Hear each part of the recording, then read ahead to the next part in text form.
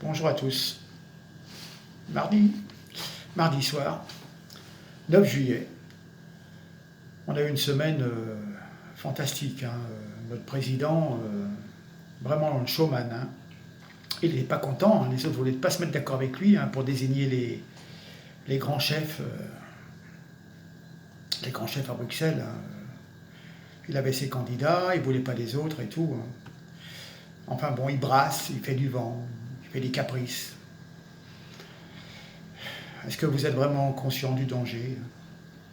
On est en train de basculer tout doucement vers une société qui sera invivable.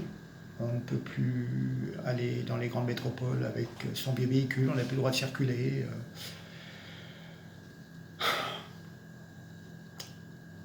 Bientôt on n'aura plus le droit de prendre la retraite. On trouvera toujours un moyen de vous prolonger. Et en même temps, on vous dit « Ah, vous êtes trop vieux pour travailler, on ne veut plus de vous. » Les jeunes, on leur dit « Vous n'avez pas assez d'expérience. » Et à partir de 50 ans, vous êtes trop vieux. Et pourtant, on vous demande de travailler jusqu'à 65, voire 67 ans. En faisant quoi?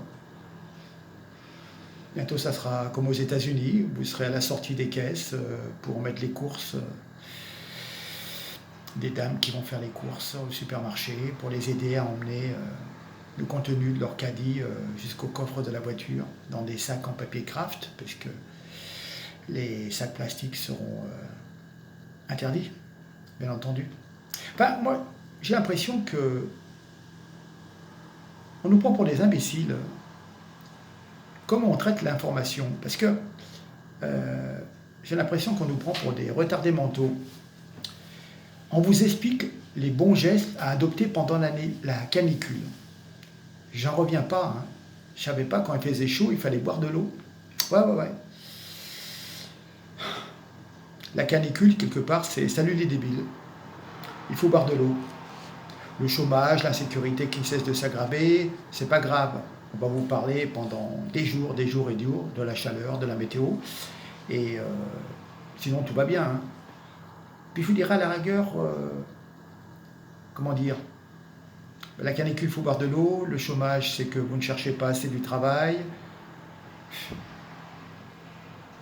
L'insécurité, ben, évidemment, vous sortez le soir après 19h, hein, pour rester chez soi, regarder la télé, regarder Hanouna, regarder les journaux télévisés qui vous diffusent la bonne parole, hein. Mais surtout, n'allez pas vous promener un peu tard le soir, hein, même s'il fait très chaud. Vous voulez prendre le frais dehors? Non.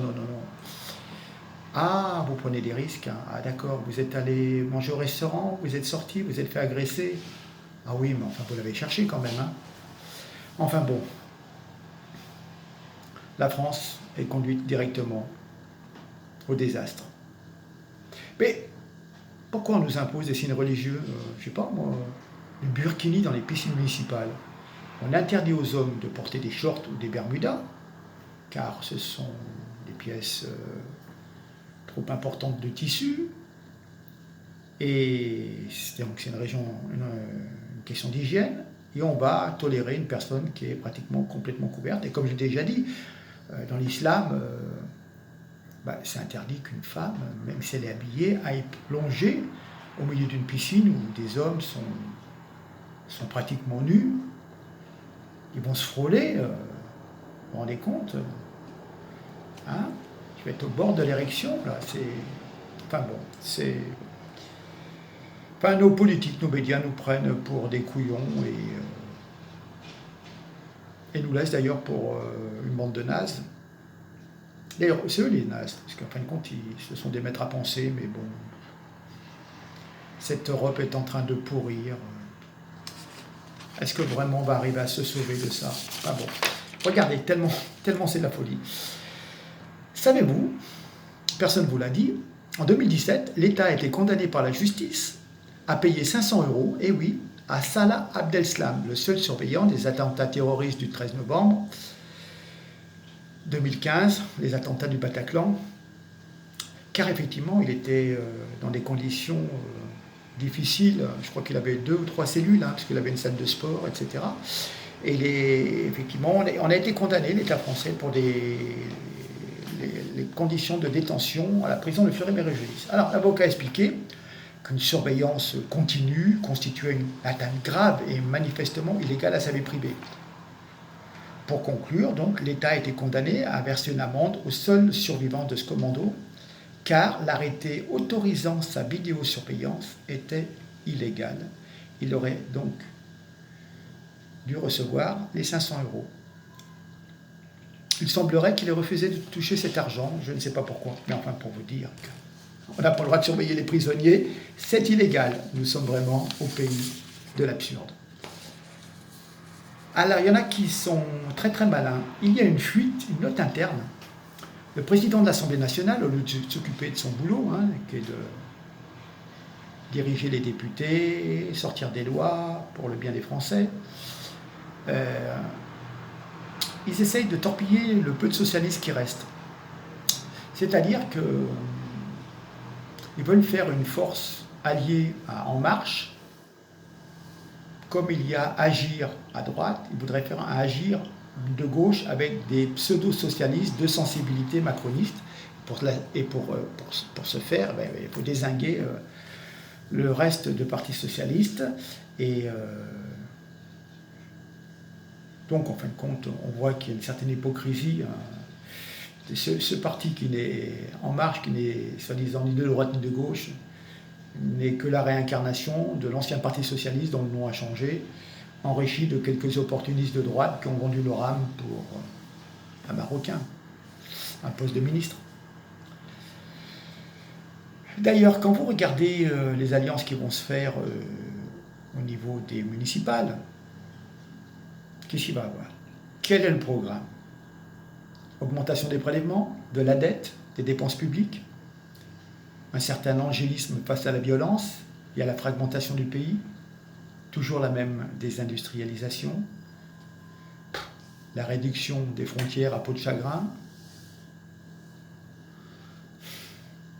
toujours ce communautarisme, l'augmentation des flux migratoires, toujours cet affrontement entre progressistes et populistes. Comme ça, on est sûr de passer face au parti Le Peniste. D'ailleurs, on a fait la réforme de l'ISF. Mais ça frappe le patrimoine immobilier, qui est parfois vite atteint par des personnes qui ont des appartements en région parisienne, où l'immobilier a énormément augmenté. Mais par contre, les placements financiers, qui sont vraiment les placements des riches, qui jouent en bourse, qui ont des fortunes et tout, qui vont à droite à gauche, ceux-là ne sont pas taxés. Donc, c'est vraiment l'apothéose de la gauche caviar. Ce supposé nouveau monde donc tourne à une certaine tartufferie, et on va finir par regretter l'ancien monde.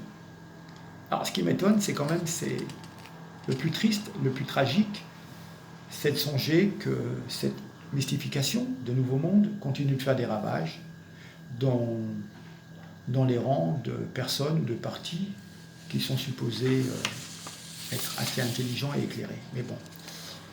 Je suis tombé sur une vidéo il y a maintenant peut-être une dizaine de jours, je l'avais partagée sur ma page Facebook. On voyait un avion de Frontex, l'organisme chargé de la surveillance des frontières de l'Europe. On voyait le transportement d'un groupe de migrants, d'un bateau de pêche, conduit par 6 Égyptiens et un Tunisien, à un petit canot en bois, et ça se passait à 60 000 au sud de Lampedusa, et il y avait 41 migrants. Et donc on comprenait que, en fin de compte, ils étaient acheminés près des côtes, et après on les mettait dans une barque, et après les ONG n'avaient plus qu'à les récupérer.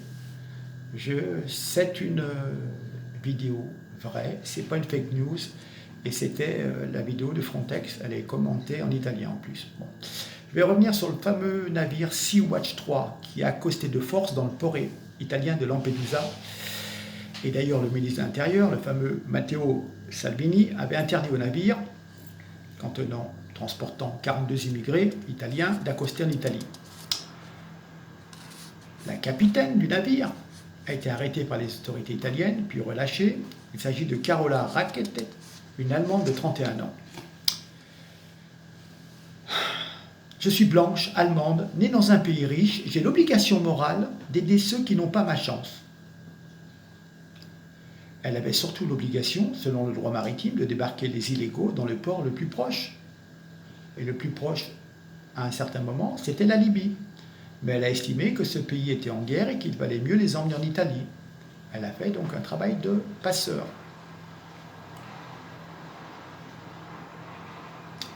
Donc, ces leçons de morale de cette jeune Allemande adressées aux dirigeants italiens sont-elles acceptables?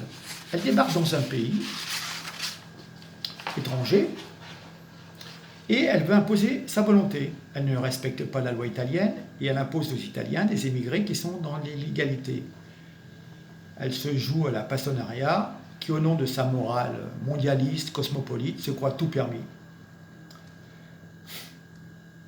Elle n'aura même pas un séjour en prison pour réfléchir sur cette attitude assez prétentieuse. Et quand je pense qu'une cagnotte a été ouverte et que des tas de gens ont versé de l'argent pour assurer sa défense à son procès, décidément.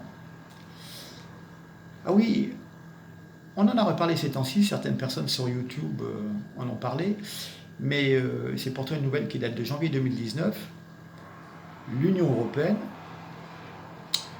a versé ou a prévu un plan de versement de 1,8 milliard d'euros aux ONG qui appartiennent au fameux monsieur Soros. C'est-à-dire que nous finançons nous-mêmes notre invasion par les migrants. Merci l'Europe. Enfin l'Europe. Merci l'Union européenne que nous détestons. Alors d'ailleurs, Marlène Schiappa se félicite de la nomination, excusez-moi, je suis en fin de journée, de Christine Lagarde à la tête de la BCE, la Banque Centrale Européenne. Mais en fin de compte, ce n'est qu'une posture. Car en 2016, elle accusait Christine Lagarde de détournement de fonds publics.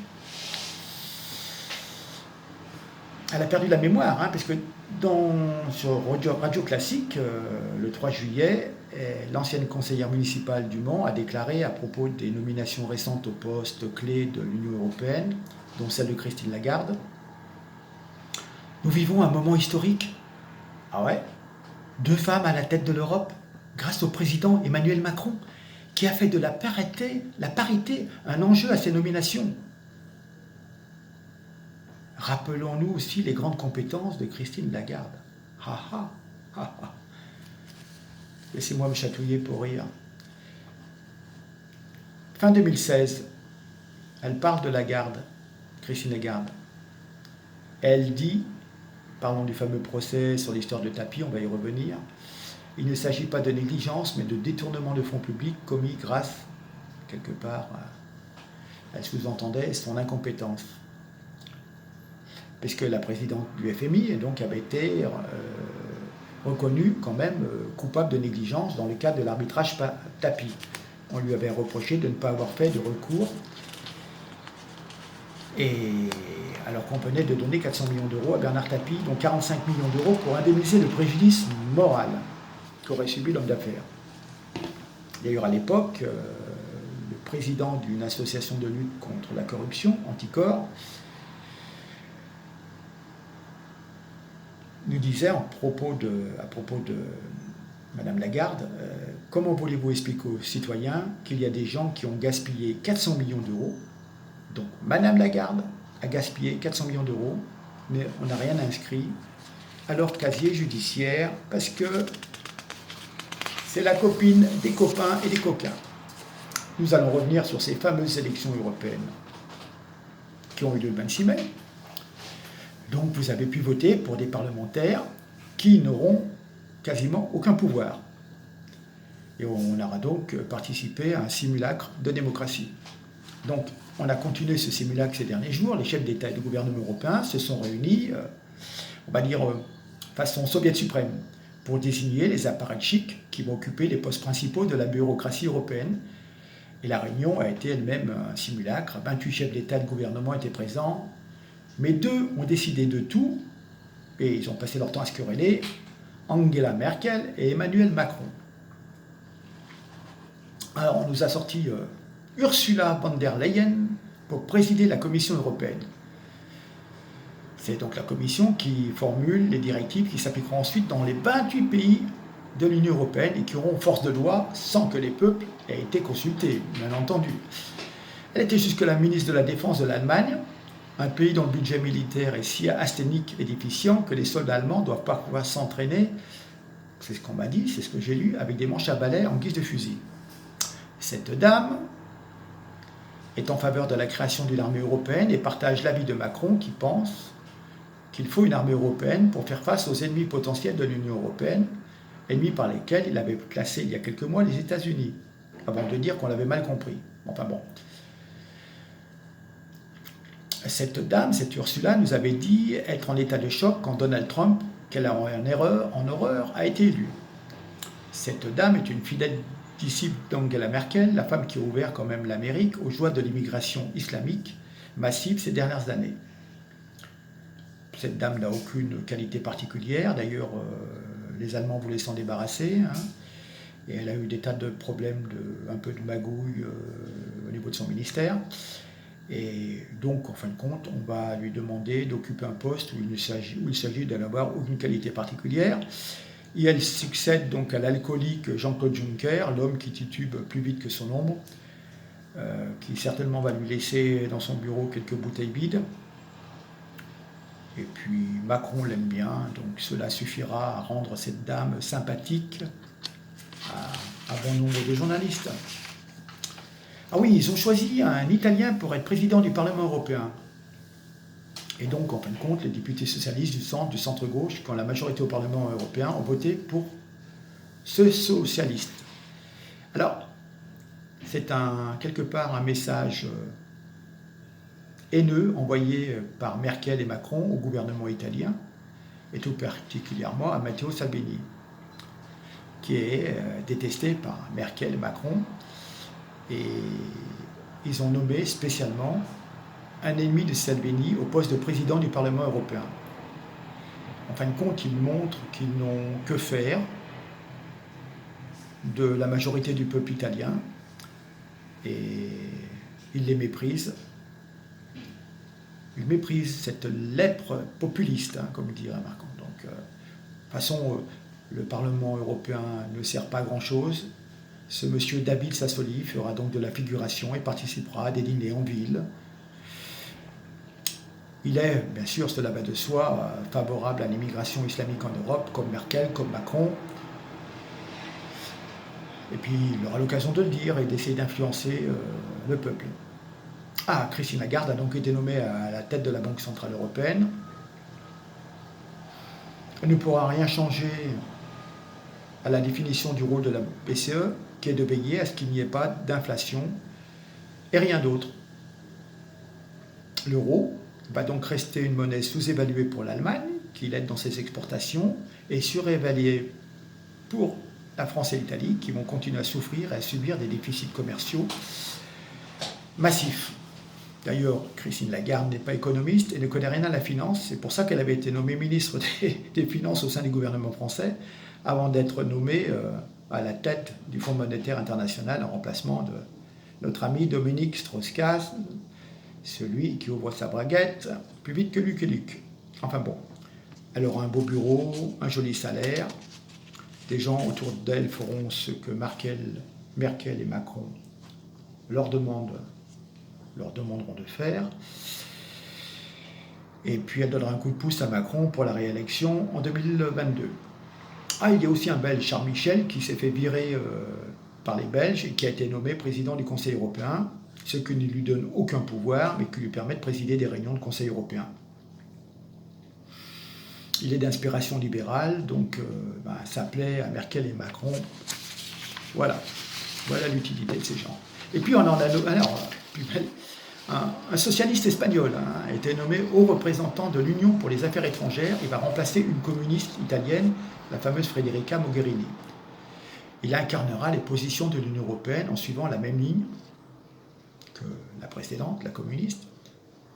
Donc, très anti-américain, encore beaucoup plus anti-Trump, comme Ursula. Il est très anti-israélien et très pro-palestinien. Ce monsieur est aussi favorable à la création d'un État palestinien confié à des gens tels que Mahmoud Abbas. Il apprécie aussi beaucoup le régime des mollahs en Iran et ne semble pas gêné par les propos chargés d'intentions guerrières du mollah en Iran, Ali Khamenei. Je tiens quand même à vous rappeler qu'on nous a parlé d'une victoire, parce qu'il y avait Madame Lagarde,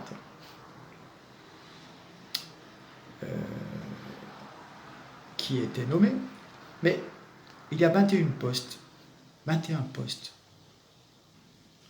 On a attribué 11 places aux Allemands, 3 aux Belges, 3 aux Italiens, 1 à un Espagnol, 1 à une Irlandaise, 2 aux Français, donc M. Barnier et Mme Lagarde. Où sont les Polonais, les Slovaques, les Slovènes, etc., etc. En fin de compte, vous apercevez donc qu'il y a complètement une mainmise des Allemands sur l'Europe. Alors, on vous dira, ouais, 2 femmes, on a introduit la parité. Je dirais plutôt qu'on appelle les femmes pour redorer un peu le blason de l'Union européenne. Réfléchissez bien, notre pouvoir, notre souveraineté a été transférée à cette organisation totalitaire. Cette constitution européenne est une dictature très très intelligente, qui se donne l'apparence d'une démocratie. On vote pour des partis qui font semblant de se disputer. Mais au final, la plupart font la même politique. C'est très très très malin. Donc ne soyez pas dupes. D'ailleurs, regardez, le PPE, Parti populaire européen, auquel sont affiliés les LR, nos amis LR, qui ont pris quand même une grosse déculottée.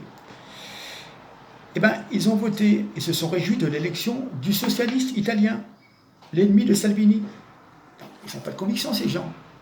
Ils vous disent qu'ils sont de droite, LR, les Républicains, et ils votent pour le candidat socialiste. Donc, quand même, je ne sais pas. Je ne sais pas. Comment continuer à voter pour les LR? J'en connais beaucoup, mais j'ai du mal. J'ai du mal. Enfin, bon, je sais pas. Alors donc, effectivement, hein, ne vous étonnez pas, hein, Madame Lagarde, elle est plus américaine que française. Elle est française de papier, c'est tout. Hein. C'est une fervente européiste, mondialiste. Elle a passé sa vie à défendre les intérêts de l'Empire américain aux dépens de la France et des nations européennes. Hein.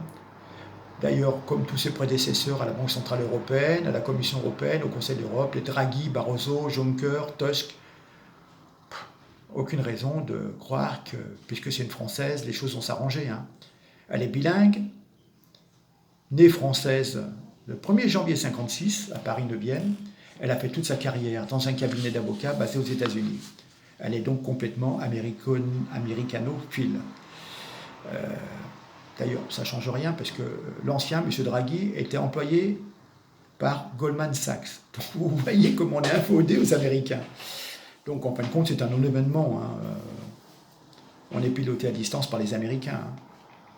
D'ailleurs, même elle avait une spécialité, Mme Lagarde, chez son ancien employeur, hein, chez Baker McKenzie, elle laminait les grosses entreprises européennes pour faire place nette aux groupes américains, aux grosses banques d'affaires.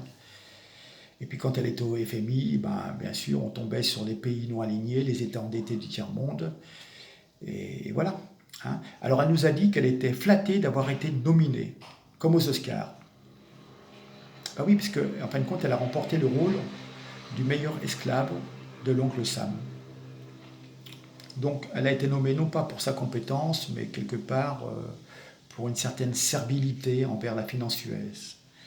Et je ose penser qu'elle nous prépare une sacrée bombe atomique monétaire, une sacrée crise qui se produira d'ici quelques mois et nous allons énormément souffrir. Bon. Ce matin, ça m'a retardé un petit peu dans l'enregistrement de cette vidéo, on nous a parlé de tapis. À la surprise générale, l'ancien ministre fait encore face, il fait toujours face quand même à une dizaine de procédures en cours. Hein. Mais il n'y aurait pas eu de... les éléments constitutifs du délai d'escroquerie ne sont pas caractérisés. Donc l'incrimination principale reprochée à l'homme d'affaires, ancien ministre, ancien tolard, n'a pas été retenue, non plus les chefs de détournement de fonds publics et de complicité. Donc on a relaxé tous les gens qui étaient autour, le patron d'Orange, etc., etc. Mais enfin, il n'a pas fini. Hein. Il y a une bonne dizaine de procédures en cours devant différentes juridictions.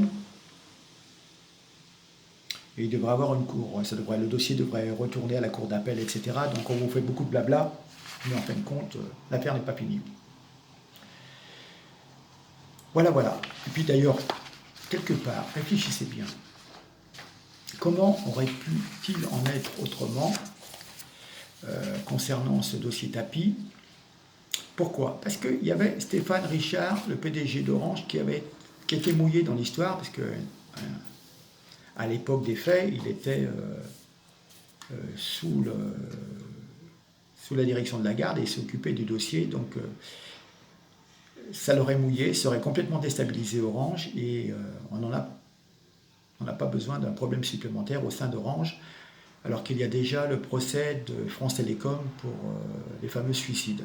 Donc pas besoin de déstabiliser cette quand même importante institution de télécommunication. Et puis, dans l'histoire aussi, on parlait de Christine Lagarde. Donc on vient de la nommer à l'Europe. Donc quelque part, que Tapie soit condamné tout de suite, en même temps, ça jetait un discrédit sur Lagarde qui vient d'être fraîchement nommée à la tête de la BCE. Donc il y a des intérêts, il y avait certains intérêts à ce que Tapie, passe à travers les gouttes, peut-être momentanément, mais en tous les cas, à l'heure d'aujourd'hui, c'était intéressant qu'il passe à travers, pour le bien de Stéphane Richard, le PDG d'Orange, et pour Madame Lagarde. Donc, voilà. Je vous ai dit, ouais, c'est un petit peu, ça m'emballe pas tellement, mais bon, c'est l'actualité. On reviendra sur des sujets un petit peu plus virulents plus tard. Mais voilà, c'est à peu près tout. Fatigué quand même par la chaleur. Écoutez, merci pour votre fidélité, merci toujours pour vos commentaires, l'intérêt que vous portez à mes publications. On va continuer. J'ai pas trop eu d'écho de ma dernière vidéo concernant des gens qui étaient élus, qui n'y allaient plus, qui n'habitaient plus dans la circonscription. Je sais pas, j'attends de voir. On verra si les choses se décantent. Écoutez, je vous laisse partager. J'espère que vous aurez quelques petits éléments d'information. J'aurai plein de nouvelles choses aussi pour la prochaine. Allez, à très bientôt. Merci, passez une bonne semaine. Au revoir.